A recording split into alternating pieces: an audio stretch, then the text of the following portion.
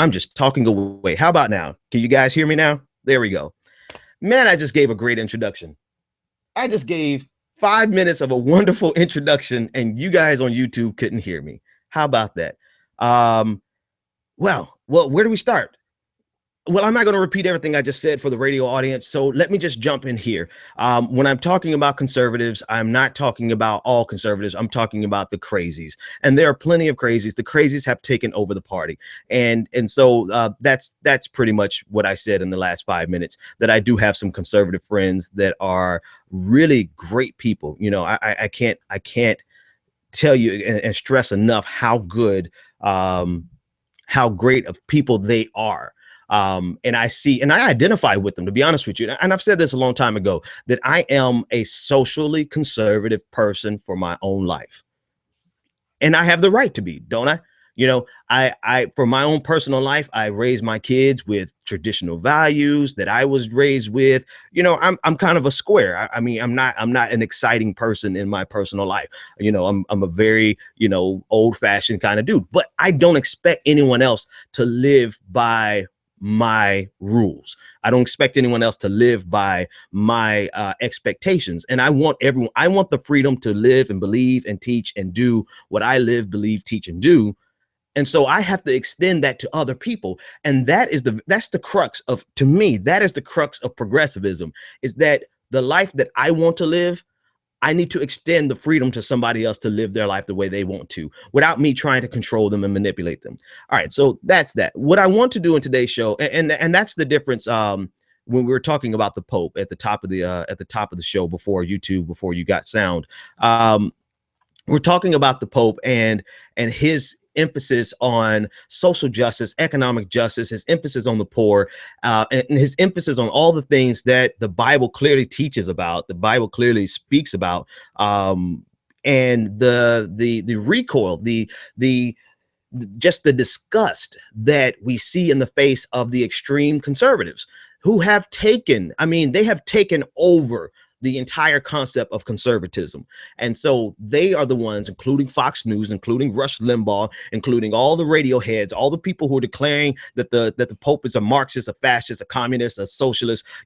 They're terrified of him because he's bringing an emphasis back to religion that should have never left. The emphasis on religion has been in material gain, has been in supporting and defending and justifying capitalism. And then when that was not enough, we went further and said that Christianity is somehow compatible with laissez-faire capitalism. The Protestant work ethic justifies it. All of these things that clearly are antithetical to what the Bible says. And now there's a Pope who is actually calling out what the Bible actually says. And Republicans and conservatives, for the most part, have lost their minds. And so that's the Pope on yesterday was reiterating all of these things. He was speaking about all of the things that we should focus on. If you consider yourself a person of faith, these are the things that are absolutely in line with your faith. And it was brilliant how one thing I love that he said, I want you to pray for me. And if you don't believe, then I want you to send well wishes my way. And I think that was really a brilliant stroke of rhetorical genius, where he publicly expressed his faith, but acknowledged that not everyone believes, but then included everyone in this concept of, you know what, we all can share this love and this compassion and the simple desire to see other people happy. Now, with all that being said, I think it is a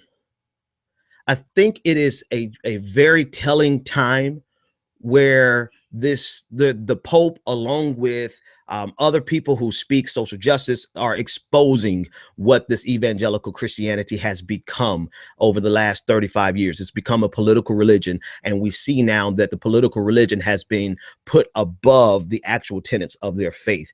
And I think this revealing time is showing. I saw an article, and I can't credit who it was, but they basically said that the Pope is showing that right-wing evangelical Christianity does not have a patent or a trademark or a copyright on God. And I think that's what the Pope is showing. The Pope is showing the very best of what it is to be a Christian. And you know what? Here's the thing. If you're serious about it, and this is, this is a political conversation, but the Pope, the people are taking it in such a they're taking this Christian conversation about the Pope and making it such a political one that I have to give almost religious commentary, right? It's almost necessary that I give religious commentary to help people to understand that the things that the Pope is saying is true to form of what it is to be a Christian, and is showing and demonstrating to the entire world the very best of Christianity, right? So why would these Republican conservatives, Fox News, Rush Limbaugh, and all these people lose their mind if they're genuinely concerned about their faith and they're genuinely concerned about people believing in God? Why would they defame somebody who is showing the very best of Christianity? Do you honestly want people to see the very worst of who you are and what you are, and then still expect them to want to even believe in your faith and believe in your God? I mean, that's the funny thing about it. You actually think people are going to look at the very worst, the zealotry, the extremism, I don't even know, extremism, the wanting to control other people's lives based on your faith, and you think they want that? Here, let me make it even more plain. When I hear Ann Coulter talking about her vision of the very best America, which is equivalent to her vision of what heaven would be like, which was a bunch of happy, smiling conservatives at a Republican convention. And then when you look at the conservative convention, the Republican convention, you see a sea of white people, no minorities. You see people who are trying to shove their faith down your throat. You see people who are making the enemy out of anyone who does not believe, God in the way they do. Here's the thing, if that is what your faith is, if that is what your religion is dictating, do you really think anyone is going to want to be a part of that? And so this is what the Pope has done this week. The Pope has been brilliant simply by being. He's brilliant, and he has exposed the truth just by being who he is. He has exposed the truth that these Republicans never cared about religion in the first place. They never cared about people, quote unquote, getting saved. They never cared about people wanting to know more about Jesus. They only care about religion to the extent that they can use it to control other people. That's it. Nothing more, nothing less. And those people are the ones who have taken over the Republican Party. Those are the people who have taken over the conservative brand, the conservative ideology, and as a whole. And those are the people who are making it difficult for just your regular social conservative who is trying to navigate their way through the changing times, because there are changing times, right? It is a different time. When you cut on the television, there are things on TV that you absolutely didn't see when you grew up. And that is kind of a shock therapy for somebody who is a traditional person, right? And so you have people who are genuine, who are just trying to navigate and trying to find their way through the world. But that's not the conservative that we see. That's not the conservatives that are on television. That's not the conservatives that are on radio. The people who are on television and radio are the ones who are using their faith to manipulate them, to keep them terrified, to keep them afraid, so that they can keep voting against their best interests. And the Pope has exposed all of it simply, not even being political, right? Simply by being just being like Jesus. What would Jesus do? The Pope, instead of going to eat with John Boehner and Mitch McConnell and the Senate leadership, instead of doing that, what did the Pope do yesterday? He went and fed the homeless. He didn't just sit down and eat with the homeless. He fed the homeless. I don't know of any other example, a better example of what the very best of Christianity is. I think a lot more people would actually look at Christianity if more people were like the Pope, because the Pope is more like Jesus than Jerry Falwell. than Pat Robertson, than Ben Carson, than all of these people that are being lifted up to be these great evangelical Christian people who are really just kind of repugnant, to be honest with you. All right, folks. Now that time is up, I'm going to take this first break. I apologize to YouTube. My sound was off for the first 5 minutes, but we're going to take a quick break. When I come back, I'm playing hate mail. I'm playing fan mail. I want to take your calls, 857-600-0518. I want you to see some of the things that I get in my email, and responses on YouTube, and just messages that are sent to me in my my back end system. But I want to share it with you. And then we'll discuss all of the political, economic issues that are underlying that. This is the Benjamin Dixon Show. We'll be back right after this quick break. Caller, stay on the line. I'll take you right after this.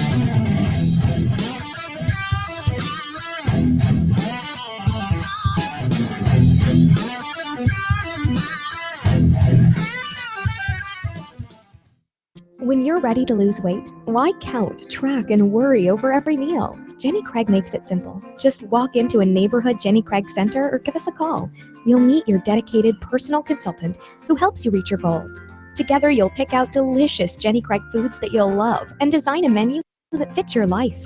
And the best part is that you can get started losing weight right away. Don't wait any longer to take advantage of our best offer ever. Call 1-800-JENNY20 or visit jennycraig.com. This is the sound of salmonella gyrating on your undercooked chicken. And it looks like Mom might be taking it out a little early. Don't let salmonella get funky with your chicken. On average, 1 in 6 Americans will get a foodborne illness this year. So use a thermometer to cook each type of meat to the right temperature. Keep your family safe at foodsafety.gov. Brought to you by the USDA, HHS, and the Ad Council. On the next episode of Recipes for Disaster. I'm making beef sliders for my friend Sammy. Nana taught me to always pull meat off the grill early so it's extra juicy. Use a food thermometer to ensure ground beef is 160 degrees, or you could make people really sick. Sandy didn't think twice about the slider she ate until yoga class, when a nasty case of food poisoning turned her downward-facing dog into upward-moving lunch. Watch Recipes for Disaster at foodsafety.gov and learn the steps Maria unwittingly leaves out. Brought to you by the USDA, HHS, and the Ad Council. When I grow up, I want to be a new pair of blue jeans. When I grow up, I want to be a kid's first computer. Warm fleece on a cold day. I want to be a bike that races around the country. I want to be a bench on a forest trail. When I grow up, I don't want to be a piece of garbage. And if you recycle me, I won't be. Give your garbage another life. Recycle. Learn how at iwanttoberecycled.org. Brought to you by Keep America Beautiful and the Ad Council. Welcome back to the Benjamin Dixon Show. If you're hearing his voice, you're hearing the voice of reason. Welcome back, ladies and gentlemen.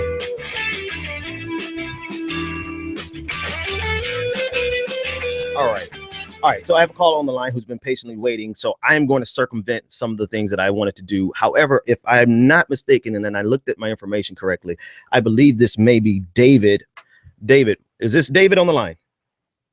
Yeah, it's David on the line. How you doing? I'm doing well, David. Thanks so much for your call. What's on your mind?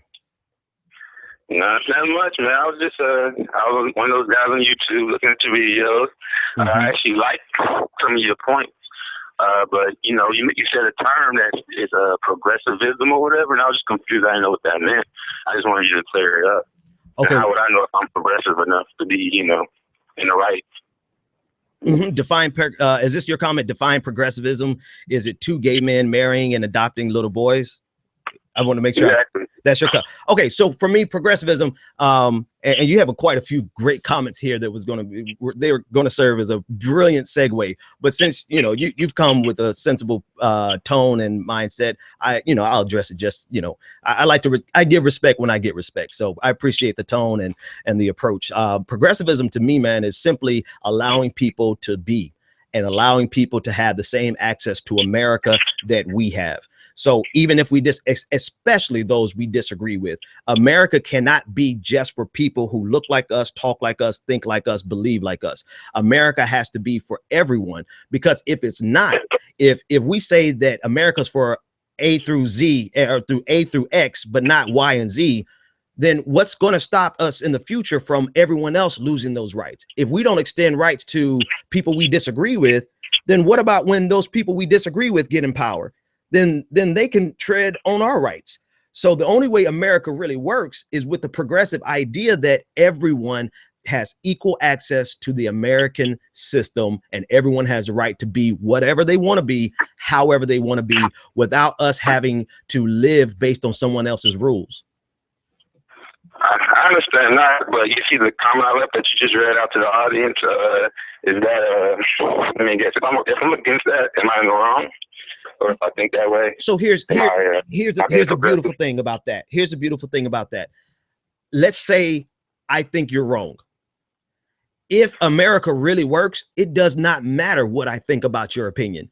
You can believe gay marriage is wrong. You can believe homosexuality is wrong. You can believe whatever you want to believe, and you have the right to do that here in America. So people might talk about you, but hell, I mean, people talk about Jesus. So people are going to talk about everybody, right? They talked about Dr. King. They talked about all the great people in history that were supposedly so nice. So it's not a matter of whether or not people like your opinion. It's a matter of, do you have the right to hold and express that opinion in America? And so if you are against gay people adopting, it doesn't matter what I think about your opinion. You have the right to believe that here. Now we can debate it, we can criticize it, we can go back and forth, we can argue about it, but I can't strip. Would that make me like a bigot though? You get what I'm saying? Like, you know, what does that mean? Would the bigot word fly out? Oh, he's a bigot, or he doesn't want, gay marriage.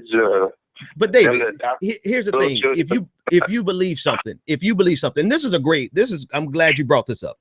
If you believe something, are you really concerned with someone calling you a bigot? It depends on who it is. Depends on, like, say, somebody I love, like, say, family. But they're not going to call me a bigot because they love me, but still, because I'm an African-American. We predominantly vote, Democrat or whatnot, and, I'm somewhat of a oddball. I told my family, like, I'm never going to vote for a Democrat for the rest of my life. They kind of understand it, but they still kind of look at you kind of a certain kind of way, like, dang, what's up with you?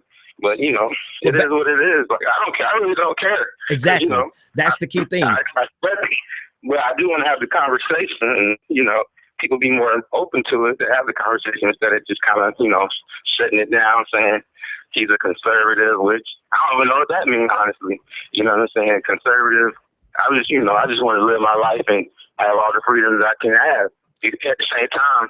So, okay, let me let you in on a secret. If you just want to live your life and have all the freedoms that you want to have, does that require that you take freedoms and impose on someone else's life? Yeah. I'm sorry, did you say yeah or no? I said, yeah, it depends. Like, let's say pedophiles. We all don't like pedophiles. I mean, do we want them to be as free as they want? Of course not. You get what I'm saying? So, I mean, if we go to the logical extreme of anything, then of course everything is absurd, right? So pedophiles, first of all, you can't. I don't want to have this conversation, but I'm just going to put this out here. You cannot equate pedophiles to homosexuality. It is entirely different things, two entirely different things. But no, we do have boundaries. We do have laws, and the laws state that anything that is not consensual, anything that infringes on someone else's rights, anything that takes away a freedom from someone else, you do not have the liberty to do that. So that's why pedophilia is illegal. That's why marrying someone underage is illegal. That's why there's so many things that are illegal. And we're not saying open the floodgates and let people just do whatever they want to do. What we're saying is we have a basic framework of freedoms in the United States of America within the law, right? So within the law, it does not, your freedoms are not taken away simply because other people get those same freedoms. And that's the difference between a progressive and a conservative. To me, that's the fundamental difference. A conservative feels that their freedom is being infringed upon because someone else is getting the same freedom, when in reality, that's not the truth. The truth is we all are going to get these freedoms and the access to rights, access to privileges in the United States because the Constitution outlined that. So I can't stop you. You know, you disagree with me on my politics. I can't stop you any more than you can stop me. And that's the way America was intended to be. It's not all about stopping, but it's more of coming to an understanding. You get what I'm saying? Like understanding why he coming from that point of view. Like, do you understand why I'm coming from the point of view I'm coming from? Or are you kind of just like, hey, I can't stop you believing what you believe in. Do your own thing. Yeah, and I, you know what, David, I can absolutely agree with you on that. And I do appreciate the phone call, but I have some other callers trying to get in. But to finish that point of what you're saying, I think those are reasonable people who just want to find some common ground and have a reasonable discussion without name calling. That's fine. I think that's reasonable. But the fundamental difference between a person who believes, a person who is a conservative, the fearful brand of conservative, is the type that feels that their rights have been intruded upon, infringed upon, simply because someone they disagree with got access to rights. And to me, progressivism simply says, even if I disagree with you, you should have the same access to rights that I have. You should have the same privileges in America that I have. We should all have the equal opportunity in America, regardless of whether or not we agree or disagree, whether we believe the same thing or whether we believe something entirely different. All right, David, actually, I want to thank you for that call, because that is a great segue. I'm not gonna read these other comments. I'm gonna let those other ones slide because you seem like a pretty reasonable guy. And YouTube does things to people. And I'm guilty of it too, so I'm not gonna front. I want to play a couple of messages that I've gotten. And folks, if you want to join the conversation, I missed another call, 857-600-0518. You can get in on the conversation. I want to read some. Where do I start? Who do I start with? Let's see. David was good. That was actually a good. Let me play a nice note that I got from, actually, no, this one. This is what I want to play. Listen in. Hello, Benjamin Dixon. This is Mike Conrad in Colorado. I just wanted to talk about the Islam thing real quick, because I think that the left wing, of our country today is giving Muhammad too much credit. First of all, a little backstory. I used to be a fundamentalist Christian, and now I'm agnostic. I've been agnostic for almost 10 years. And I had the same issues. I love your God is Not a Republican book. I haven't read it, but I absolutely agree. He's definitely Jesus is more left wing than a lot of conservatives try to make him out to be. He was a revolutionary. He was just amazing. You know the whole story. Everybody loves Jesus if they really know all about him. There's some things he said that were kind of strange, but if you contrast Jesus Christ to Muhammad, the founder of Islam, it's just okay. He was a racist. He hated Jews and he hated Turks. You could look that up. It's fact. It's reasonable. He did not like Turkish people or Jews. He didn't like Christians either. But either way, those are actually races. Muslims are not a race. Let me skip a little. There are good Muslims, and just like, because I think we all have a consciousness. We all say if somebody takes something from us, we're like, that's not right. That's we all have a consciousness.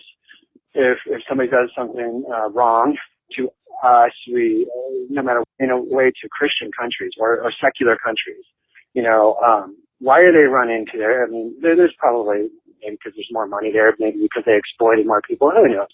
Okay, let me stop it. I'm going to stop it because actually I read the transcript of this via Google Mail, and I understood it a lot better through the transcript. But essentially what Mike Conrad was saying is that he feels that a lot of liberals give Islam too much credit, because from what he was saying, Islam is a fundamentalist religion, and not Allah, but Muhammad was not the good guy that people try to make it. This fits neatly into what this entire conversation is about.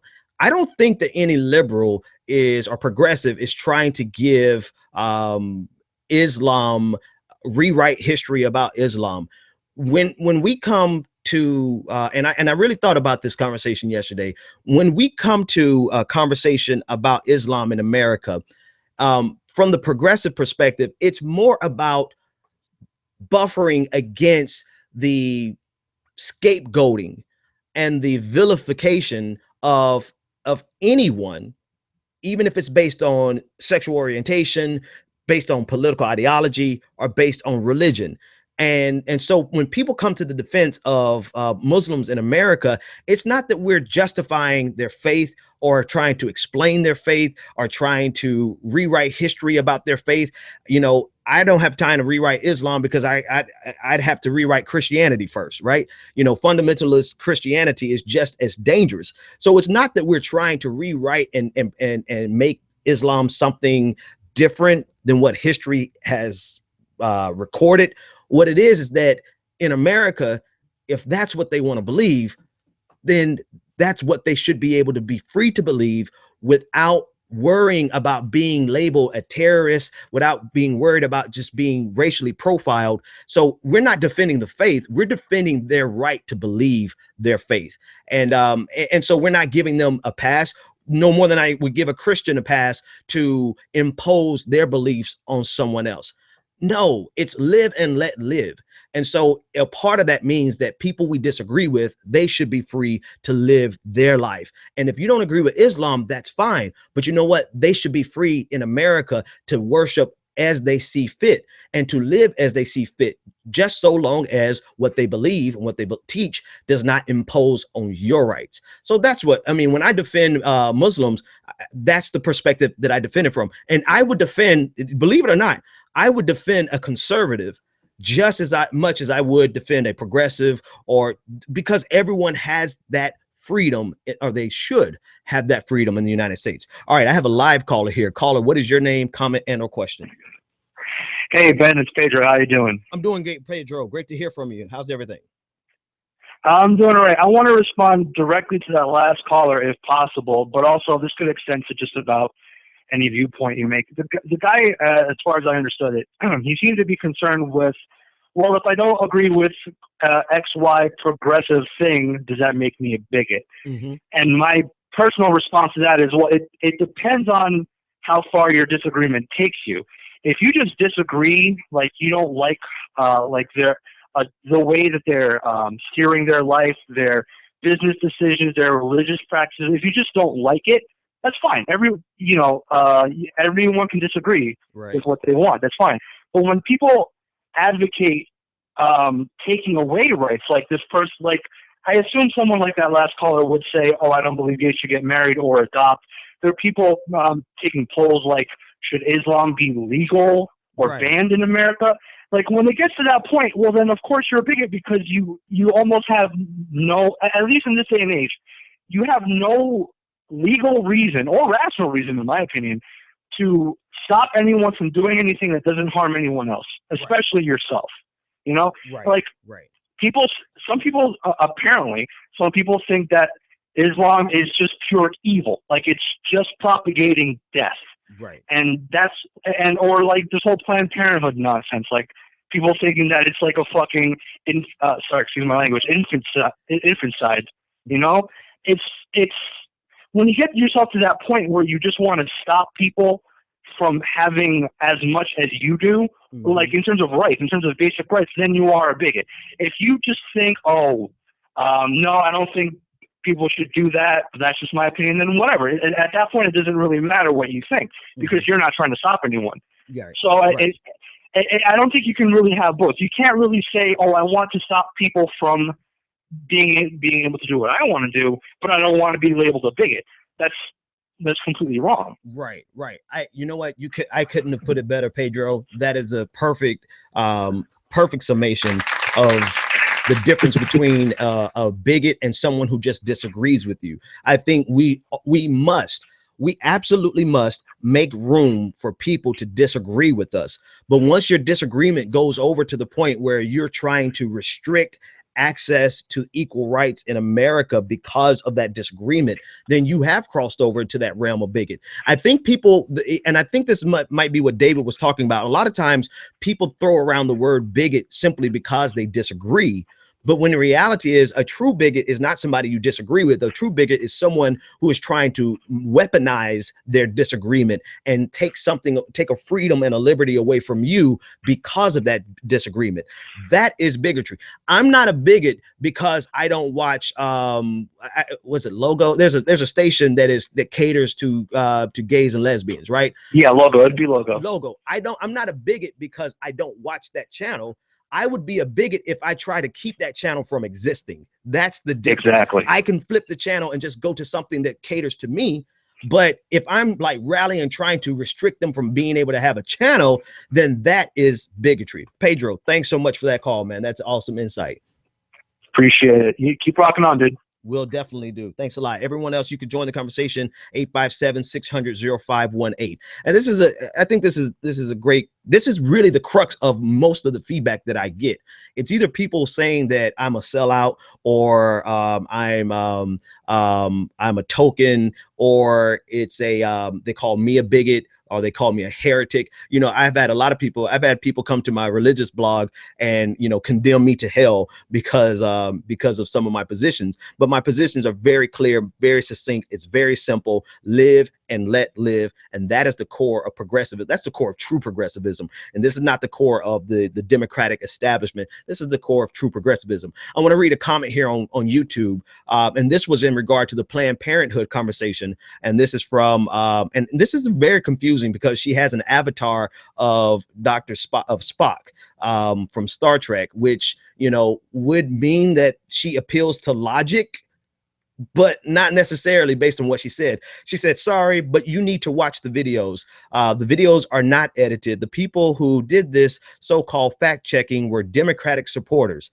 Stop towing the Democratic line. I thought you were better than this, Benjamin Dixon. I thought you were for the Black cause. Margaret Sanger created Planned Parenthood, responsible for targeting the Black community, blah, blah, blah, blah, blah, 40 Princes. No, you are lying, and stop supporting our genocide. Well, you know, Sophia, here's the thing. I'm not lying. You're mistaken and you're wrong. The videos do not show what Carly Fiorina said that they showed. There are plenty of articles where independent fact checkers have checked this, right? If you have a problem with Planned Parenthood, that's fine. So good, go for it. You know, protest. You know, and I'll get to this. I'm going to put a point here. We're going to talk about pro-life versus pro-choice real quick, and then we'll go to a break. If you have a problem with Planned Parenthood, that's fine. But at least use factual information, right? There are no videos showing that Carly Fiorina is talking about showing a baby being kicking and screaming. This is something a woman described. I can describe how Rush Limbaugh was buying drugs down on the corner of Florida in South Florida and make it seem something atrocious and just make it up out of thin air. It does not mean it's true simply because I go and record a YouTube video saying that it's true. So we have skipped a very important point of logic here, Sophia. So you're betraying your avatar. You're betraying your avatar. It's a very fundamental, simple, not even fundamental. It's a very simple fact. There was no video that Carly Fiorina was referring to. It did not exist. She made something that did not exist. She took someone's second, third, fourth hand account and spoke of it as if she saw it herself. And that is not truthful. That is dishonest. And that's why I dismiss it. Am I for the Black cause? I am. Yes. I obviously support issues that are going to promote the Black community, not only because I'm Black, but because it's going to make America better. You cannot improve the Black community without improving the American community. So that's neither here nor there. What I'm against is people using their disagreements as a means of trying to destroy someone else's right. Just because you don't agree with abortion does not mean that you have the right to take away someone else's right to obtain one. This is the fundamental crux difference between progressives and conservatives. I don't believe in abortion for my family. I am socially conservative. Now, if my wife decides to do something with her body, that's her decision, right? But in our family, our culture, our little ecosystem, we're pretty pro-life, We do everything that we can to not have to make those decisions. We do a lot of planning to make sure that we can make the right decisions that we want to make, right? I'm pro-life, I'm conservative for my personal life, but I am not going to take away a woman's choice to decide to do something with her body, what's best for her. Why? I don't understand why that concept is so foreign to a lot of conservatives. You feel like you have to, the only way things would be right in society is if we take away someone's right to do something you disagree with. Disagree with it all you want, but the reason you have the right to disagree with it in America is the same reason they have the right to obtain it. And that is because it is protected, your speech as well as their privacy. That's what Roe versus Wade was dependent on, the Fourth Amendment, the right to privacy. Your speech and their privacy is all protected by the Constitution. And that's the world that we live in. Folks, I'm going to take a quick break. When I come back, I have some more interesting hate mail and a couple of clips from some fans, some supporters. We'll be back after this. It's Freedom Friday. You're tuned in to the Benjamin Dixon Show. Join the conversation, 857-600-0518.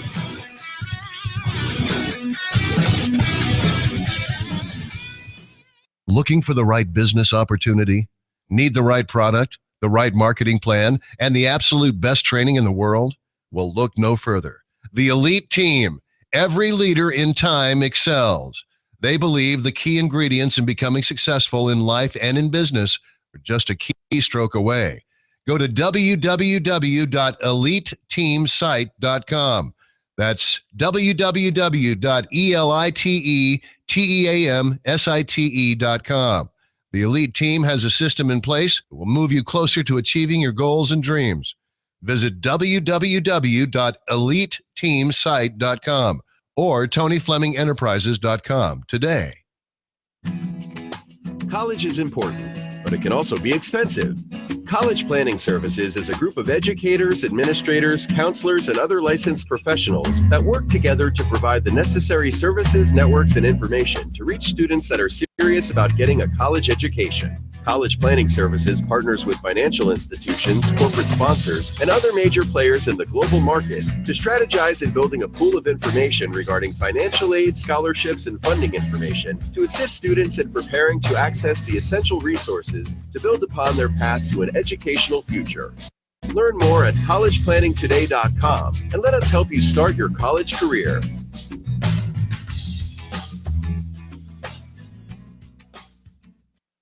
Do you want to take your business to the next level?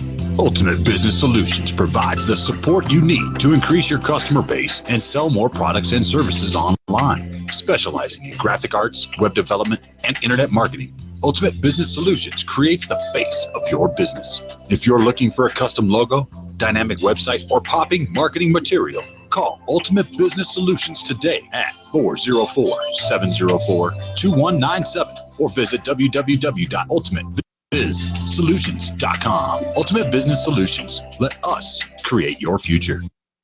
Do you have tax issues, owe back taxes, or need tax relief? Contact L&B Tax Service today. L&B offers you over 15 years of expertise and first-class tax service for individuals, professionals, and business owners. With nationwide service, you can easily find a location near you. Contact one of our tax professionals through our website, lbtaxservice.com. That's www.lbtaxservice.com. L&B Tax Service Incorporated. Tax professionals that you can trust. You've tuned in to the Benjamin Dixon Show. All right. Welcome back. Welcome back, ladies and gentlemen.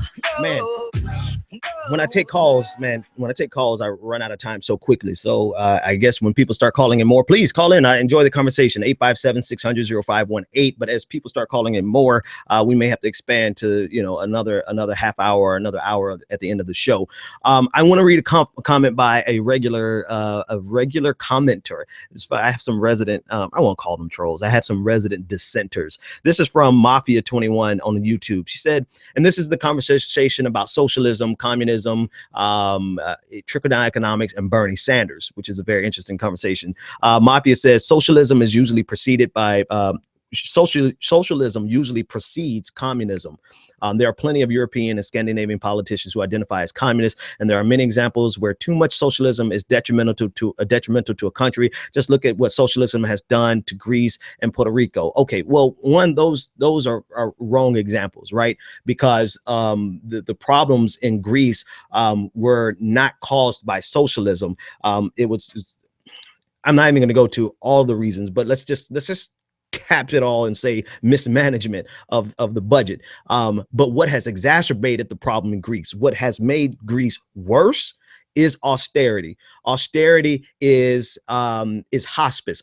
Austerity is putting a person on a morphine drip to shut down their bodies, to shut down your economy, because it's going to kill any potential of ever growing back. So besides that factual point being wrong, let's just look at the overall idea about socialism. And I talk about this a lot on the show, and this is very, very important because it is something that people miss because of propaganda of the last 35 years of propaganda. People really miss this simple fact. Socialism has always been a part of the United States of America since day one.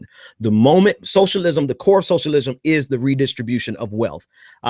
Socialism is not what they make it out to be. Socialism is not communism. It is not a command economy. It is not people taking away your privately owned property. Socialism has been here ever since we started the post office, ever since we gathered troops, a militia, and paid them with taxpayer money. You know, that's socialism. But even more now, we have socialism in the sense that we redistribute wealth from the rest of America to government contractors and to corporations. So everyone who's running around afraid of this term socialism, you don't really understand what it means.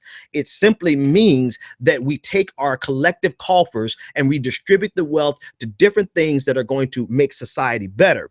We did that after the Second World War. We distributed the wealth to build a middle class. But now we have changed that entire paradigm. And since 1981, we've been redistributing that wealth to the top 1% and to corporations. So you can be afraid of socialism all you want, Mafia 21. The truth of the matter is you're contributing to socialism. It's just going to corporations. All right. That's that. And let me segue to this other clip, this phone call from a listener who wanted me to clarify one other thing. Hey, this is Justin Luter. Wrong Justin, not that Justin. Let me see. It's another guy. Hang on, folks. One time. Hello, Benjamin Dixon. This is Mike Con. That's the wrong one. Hang on, one more. I'm calling with a suggestion to put Patreon link on your YouTube site. Okay. I've seen other people do that, and I thought it would be a good suggestion for you. So that's all I'm passing on, is just put Patreon link and put your other links that you give out at the end of your show, put them on your YouTube site. Okay. Okay, that's all. Bye-bye. All right, thanks. I decided to let that one play. I think it might be this first one I played. I don't know, folks. There. When you download a Google Voice file, it is, it doesn't say.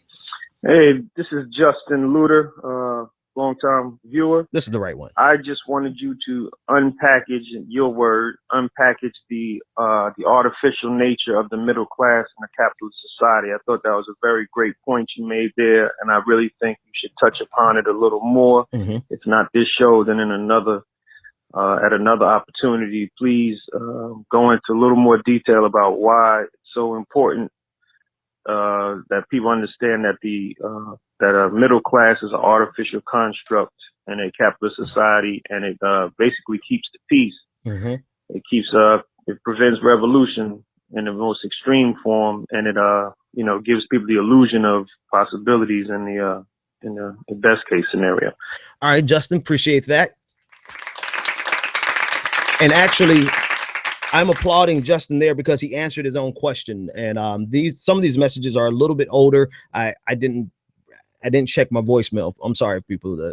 I'm sorry. Some of these messages, I had a message in there from 4 months ago, so forgive me. But Justin, I wanted to play that right here because it plays right into Mafia 21, and so many people who come on my page or call in or send me messages decrying socialism when they don't really understand what it is. We use socialism to create a middle class. There is no middle class, naturally occurring middle class in capitalism, unless you consider this to be a middle class. This is the natural state of capitalism. You have the bourgeoisie, you have the petite bourgeoisie, and then you have the proletariat, right? These are Marx terms, but there is an accurate estimation. You have those with capital, and those with capital always get more capital. Capital begets capital. It continues. It wants to go to the people who are already with capital because of the structure of capitalism, because of the structure of credit systems, of financial markets. People with capital will always have access to get more capital. If you have access to get more capital, you can create more wealth. And that means wealth is going to naturally accumulate at the top. That is just the natural state of capitalism. Now, even in the Industrial Revolution period, even throughout history, there was always a class of people just underneath the capitalists, and those were your professional people. Those were your lawyers, your doctors, your people who had professions that serviced the top people, the capitalists, right? Those people always had a modicum of wealth. They were not as wealthy as the capitalists, but they had wealth. Now, if you consider that to be the middle class, you have to understand the vast gaping disparity between a lawyer and a physician, especially when all of these texts were written. Today, you can include people like computer engineers, software engineers, people who are making $150,000 a year, $250,000 a year. If that is what you consider the middle class, then what are you going to do with all of the other 90% of America, 95% of America who are making nothing compared to what the professional class and the capital class is making? So it's not a natural occurring phenomenon, and politicians knew this. Neoliberal Democrats and neoliberal Republicans knew this, and so they created programs that invested in human capital. Those investments that help getting home ownership easier, help going to college easier. All these things that made it easier for people who did not have access to this vast wealth that capitalism created. It allowed them to create this idea of the American dream, and it pacified us. It pacified Americans, and it kept us from rebelling. It's really simple. Marx wrote a book, a very simple book, watered down version of his economic theory called the Communist Manifesto. You know who read it? Capitalists. Capitalists read it and said, you know what? He's got a point. And so they instituted policies that created a middle class to keep us pacified.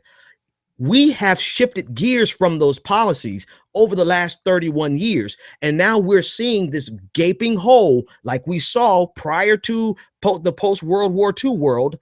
We're seeing this gaping hole between the capitalist class, those at the top 1% who can make money simply with money, those who get interest-free money from the Fed, those who make billions of dollars simply by shifting digits and numbers. And then you have the professional class, your lawyers, your doctors, your engineers, those who are keeping the system running. And then you have this gaping hole for the rest of America who really, we want nothing more than to get access to the American dream. Now, there are arguments on the left, on the very far left, who say that those of us who are just trying to get the American dream, we're part of the problem. The Democratic Party, they're part of the problem because they're just pacifying the proletariat. When if we took the proletariat off of the nipple of the government, right, then the proletariat would rebel. I'm sorry. I just don't have time for that. I've got kids to raise. So yeah, if in that case, if you're looking at me and saying that you're a sellout, in that case, you know what?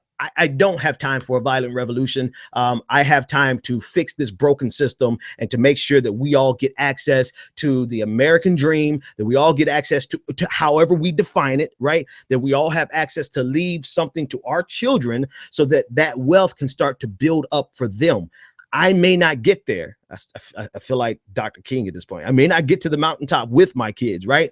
But I want to be able to leave something to my children so that they can get to that next level, right? That's all I want. That's all the average American wants.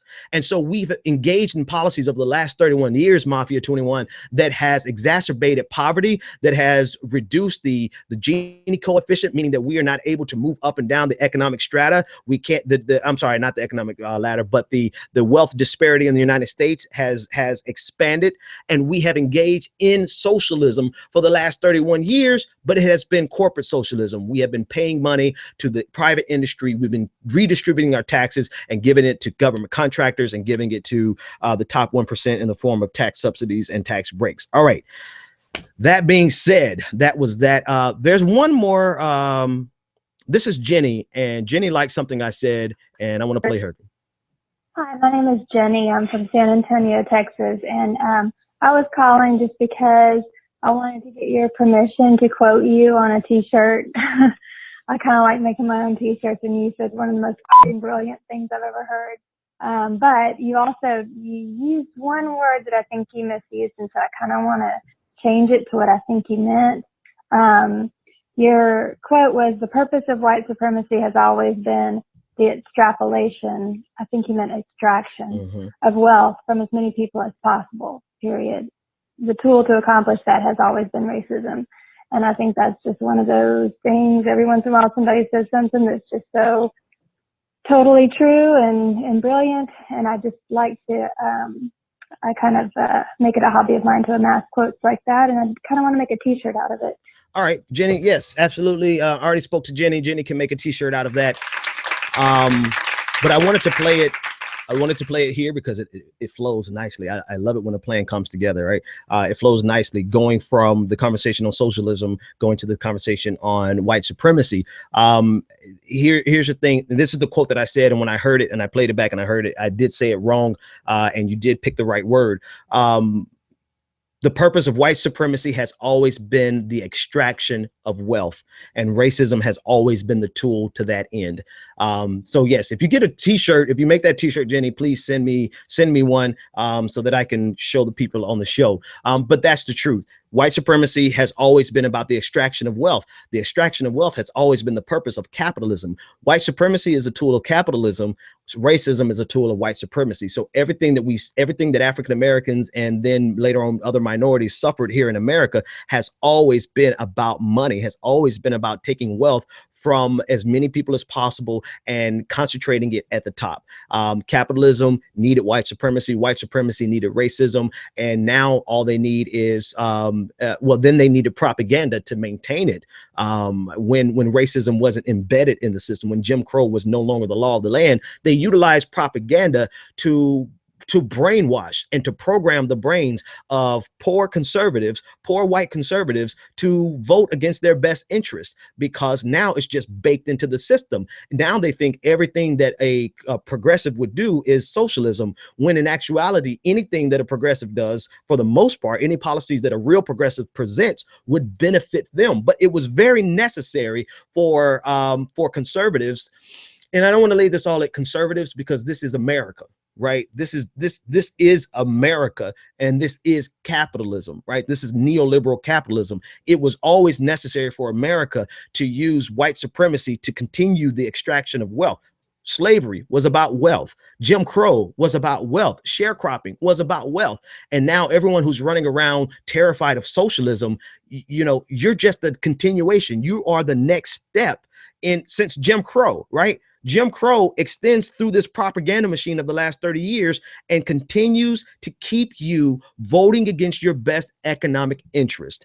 So, there you go. There you have it. Folks, I only have 1 minute left, and I want to, I didn't get a chance to go through half of everything that I wanted to, but I want to play a song that an old classmate of mine from high school, he tuned into the show, and right after the show, it inspired him to write a song. So instead of my normal closing music, I'm going to play this clip, and this is from a good friend of mine. His stage name is Skits, and I know him as Bebo. We go way back, marching band back in 1998. But I want to play this. I'm going to close the show out with this. I want you to listen to it, and I will see you guys on Monday. Send me more messages. Send me more hate mail. Send me more support mail, and leave me some voicemails, because it helps me. It motivates me to keep moving. You guys have a great weekend as you listen in.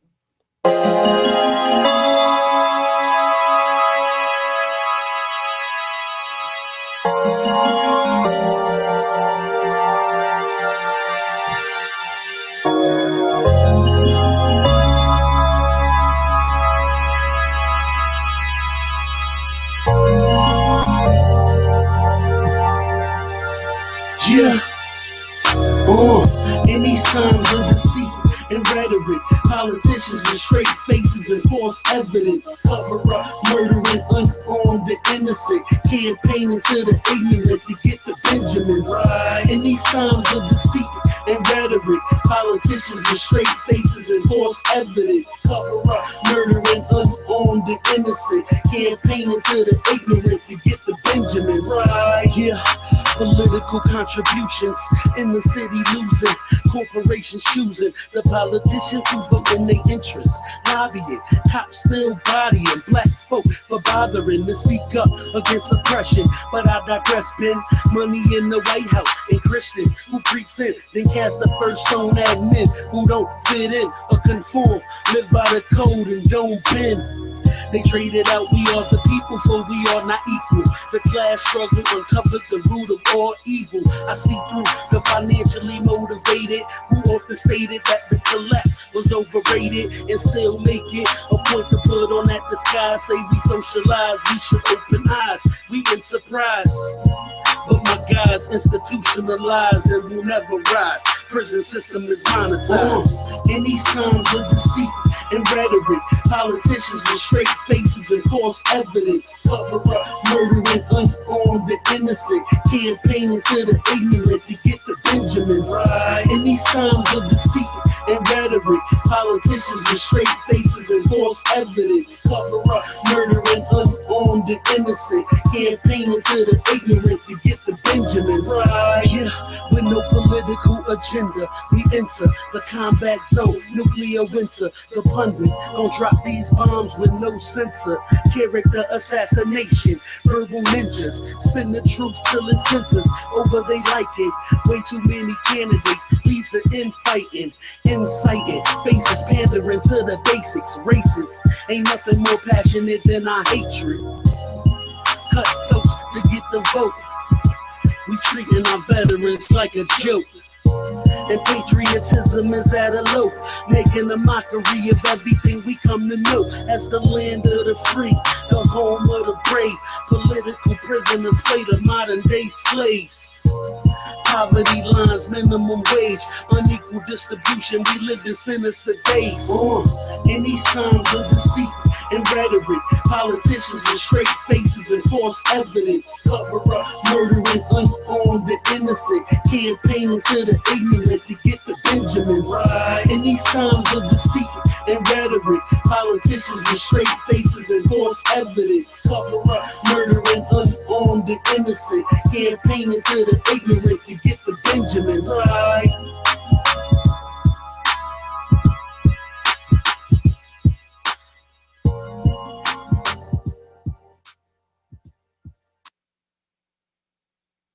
YouTube, y'all saw me doing that fade out. That's my friend from high school, and I hope you guys had a chance to actually listen to the words. He killed that. The radio show is over. Hey man, I appreciate you guys. You guys have a great weekend. I will see you on Monday.